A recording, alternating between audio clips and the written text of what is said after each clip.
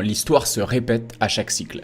C'est le fameux dilemme entre praticité et souveraineté individuelle. En laissant ses cryptos sur une plateforme d'échange, pas besoin d'acheter un hardware wallet, pas besoin de conserver précieusement sa clé privée, c'est confortable. On se connecte à un site avec une adresse email et un mot de passe, c'est ce qu'on connaît, on a des repères et c'est rassurant.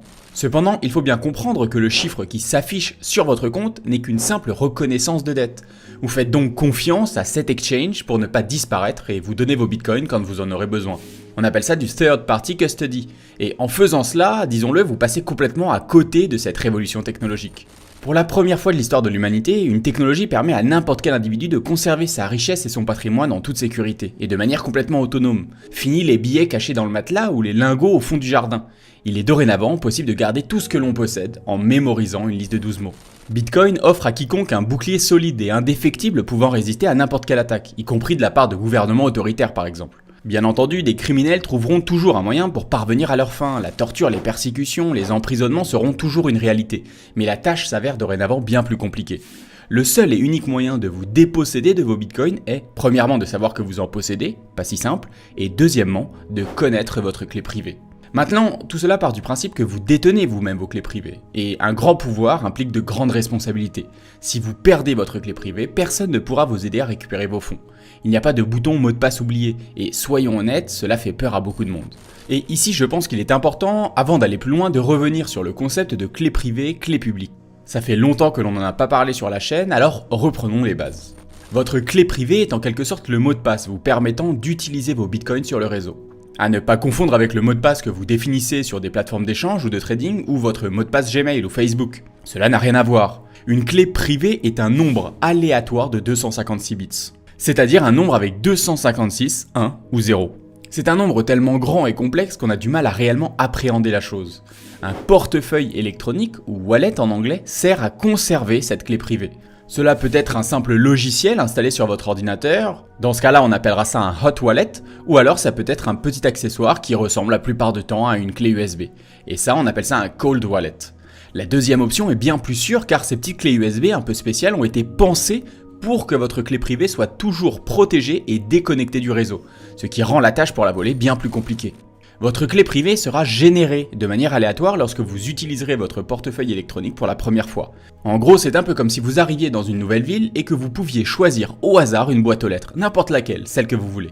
Lorsque votre choix est fait, vous n'avez qu'à mettre la clé qui se trouve sur la boîte aux lettres dans votre poche. Cette clé, c'est votre clé privée, et l'adresse qui se trouve sur la boîte aux lettres, c'est votre clé publique. N'importe qui peut vous transmettre des bitcoins à cette adresse, mais vous êtes le seul à pouvoir ouvrir la boîte aux lettres. Pour information, il existe dans le cas de Bitcoin plus de clés privées que d'atomes dans l'univers. Donc ne vous inquiétez pas, votre clé privée sera unique. Vous ne verrez probablement jamais votre clé privée. Celle-ci sera directement enregistrée, conservée dans votre portefeuille électronique. À chaque fois que vous en aurez besoin pour signer une transaction, il vous suffira de vous connecter ou de brancher votre wallet à votre ordinateur.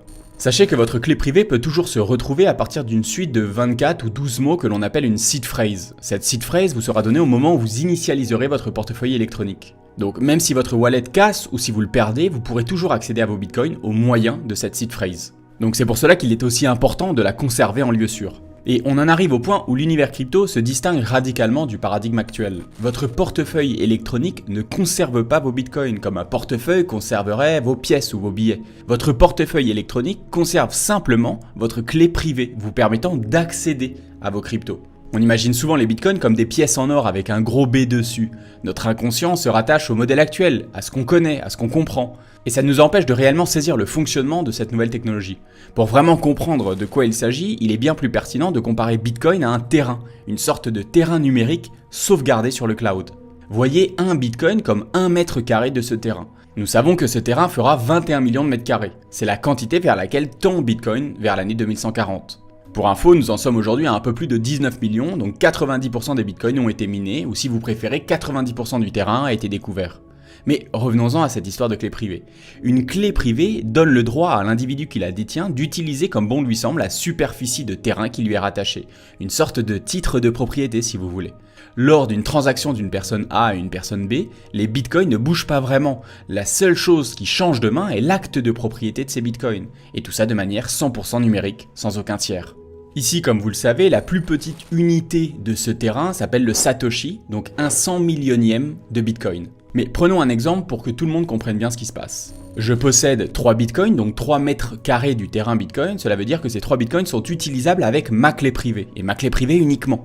Maintenant, disons que je veuille transmettre un bitcoin à Richard. Je vais donc mettre dans la transaction la clé publique de Richard, qu'il m'a transmise, son adresse, et signer avec ma clé privée. Comme je possède 3 bitcoins, le protocole m'autorise bel et bien à utiliser un bitcoin et à le donner à Richard. Richard a maintenant un bitcoin et il m'en reste 2. Si Richard veut ensuite transmettre son bitcoin qu'il vient de recevoir à Thibaut par exemple, il va utiliser la clé publique de Thibaut et signer la transaction avec sa propre clé privée. Et ainsi de suite. Thibaut peut dorénavant utiliser ce bitcoin comme il le veut au moyen de sa propre clé privée. Dans notre petit exemple, comme vous avez pu le voir, le bitcoin en question a changé de main 2 fois mais n'a jamais réellement bougé. C'est la propriété de ce bitcoin qui a été modifiée dans le livre de compte distribué, également appelé blockchain. À ce stade, vous l'aurez compris, vous pouvez transmettre votre clé publique, aucun problème, c'est même nécessaire pour effectuer une transaction, par contre il ne faut jamais divulguer votre clé privée. Il faut bien comprendre qu'à partir du moment où vous êtes en possession de votre clé privée, vous êtes réellement en contrôle de vos bitcoins. À moins de prendre le contrôle de cette clé, personne ne pourra jamais saisir vos bitcoins ou censurer une transaction que vous auriez décidé d'effectuer sur le réseau. Par contre, lorsque vous laissez vos bitcoins ou votre crypto sur une plateforme d'échange ou de trading, vous dépendez de l'entreprise en question. La plateforme agit comme un intermédiaire entre vous et le réseau Bitcoin. En fin de compte, vous lui confiez votre clé privée, ou pour reprendre l'exemple du terrain, vous lui confiez vos titres de propriété. Vous comprenez maintenant pourquoi il est essentiel de saisir le concept de clé privée qui est fondamentalement différent de votre code PIN ou du mot de passe de votre adresse mail. Comme on le disait tout à l'heure, tout cela peut paraître un peu intimidant et beaucoup de personnes ne veulent pas conserver leur argent eux-mêmes. La